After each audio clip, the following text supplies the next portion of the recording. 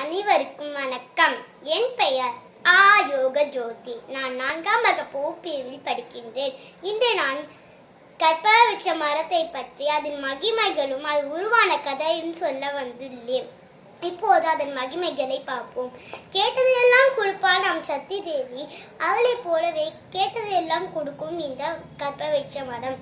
பூலோகத்தில் கற்பவருட்ச மரம் என்று பனை மரம் அழைக்கப்படுகிறது. அந்த மரத்தின் அடியே உட்கார்ந்து எதை கேட்டாலும் அந்த மரம் கொடுக்கும். இப்போது நாம் அந்த கற்பவருட்ச மரம் உருவான கதையை பார்ப்போம். பாற்கடலை கதைவதற்காக வாசுகி என்ற பாம்பை கயிறாகவும் மகாமேருவை மத்தாகவும் பயன்படுத்தினர்.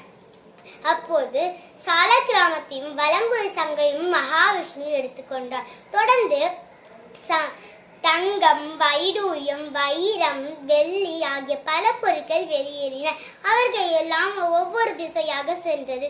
அதைத் தொடர்ந்து பச்சை பசை என்று ஒரு கிளையில் பச்சை பசியில் ஒரு உருவம் அழகாக தண்ணீரில் மிதந்து வந்தது. அதில் ரத்தனம் பதிக்கப்பட்ட ஒரு தேவி கையிலிருந்து காசு இறைவது போலே லட்சுமியின் அழகுடன் நின்று கொண்டிருந்தார். அந்த உருவம் குபேர திசையான வடக்கு நோக்கி சென்றது. அதை பார்த்த முனிவர்கள் கற்பவருட்சம் என்று கன்னத்தில் போட்டுக் கொண்டனர். அந்த பாற்கடலை கரைந்து அமுதத்தை எடுக்கிறதுல இருந்ததுனாலே தேவர்கள் அதை பார்க்கவில்லை. இப்போது நாம் அந்த கற்பவருட்ச மரத்தின் ஒரு கதையை பார்ப்போம்.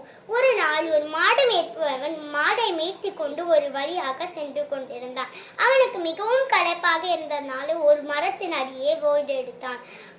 அவனுக்கு தெரியாது அது கற்பவருட்ச மரம் கேட்டதையெல்லாம் கொடுக்கும் என்று. அப்போது அவன் யோசித்தான், இது என்ன வாழ்க்கை, எப்போதும் மாடு மேய்த்து கொண்டு இப்போ எப்படியாவது நல்லா சுவையான உணவை சாப்பிட்டா எப்படி இருக்கும்னு சொல்லிட்டு யோசித்தானாம் அவன். அப்போது நல்ல சுவையான உணவுகள் அவன் முன்னே தோன்றியது. அப்போது அவன் பயந்து விட்டான். என்னது பேய் பிசாசோட வேலையா இருக்குமோ என்று அந்த மரத்தை சுத்தி வந்தான். அப்போ அந்த இடத்துல யாருமே இல்லை. அதனால அவன் பயம் தெளிஞ்சு போச்சு. அப்புறமா அவன் வயிறு ஃபுல்லா சாப்பிட்டுட்டு யோசிச்சானா, நம்ம வயிறு ஃபுல்லா சாப்பிட்டாச்சு, இப்ப நல்லா தூங்கினா எப்படி இருக்கும்னு சொல்லிட்டு யோசிக்கும் போது ஒரு கட்டுலோ ஒரு மெத்தையும் வந்துச்சு. அவன் படுத்தா இல்ல தூங்கினானா. அப்புறமா தூங்கி அடிச்சோன்னு அவன் நினைச்சானா, நம்ம கால் அமைக்கிறதுக்கு ஒரு அழகான பெண்மணி வந்தா எப்படி இருக்கும்னு சொல்லிட்டு அப்புறமா ஒரு அழகான பெண்மணி வந்து அவன் கால் அமைக்கி விட்டானா.